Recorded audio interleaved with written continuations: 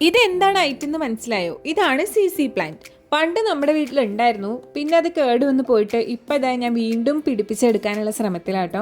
3 രീതിയിലാണ് ഞാൻ പൊതുവെ ഇത് പിടിപ്പിച്ചെടുക്കാറുള്ളത്.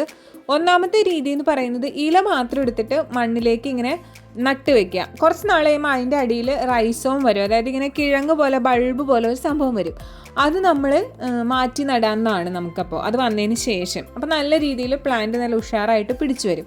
രണ്ടാമത്തെ രീതി എന്ന് പറയുന്നത് ഇതിനകത്തുനിന്ന് ഇലകൾ മാത്രം എടുത്ത് ഇതേപോലെ വെള്ളത്തിലിട്ട് വെക്കുക. ഇപ്പം ഞാൻ കാണിച്ചിരിക്കുന്ന പോലെ ഒരു തെർമോക്കോൾ പീസ് എടുത്തിട്ട് അതിങ്ങനെ അറ്റാച്ച് ചെയ്ത് കൊടുത്ത് വെള്ളത്തിലിട്ട് വെച്ചാൽ കുറച്ച് നാൾ കഴിയുമ്പോൾ അതിനകത്ത് വേര് വരും.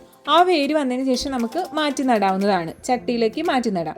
അപ്പോൾ നമ്മുടെ അടിയിൽ കിഴങ്ങ് വന്ന ഭാഗം ഞാൻ ഇതേപോലെ ഒരു ചട്ടിയിലേക്ക് മാറ്റി നട്ടിട്ടുണ്ട്. അതിന് കൂടെ തന്നെ ഞാൻ മൂന്നാമത്തെ രീതിയിൽ എങ്ങനെയാണ് നടുന്നതെന്ന് കാണിച്ചു തരാം. സാധാരണ ഒരു കമ്പും കുറച്ച് ഇലയൊക്കെ ഉള്ള ഒരു പീസ് എടുത്ത് മണ്ണിൽ നട്ടു കൊടുക്കുക. ബാക്കി ഉണ്ടെങ്കിൽ നമുക്ക് പിടിച്ച് കിട്ടും കേട്ടോ.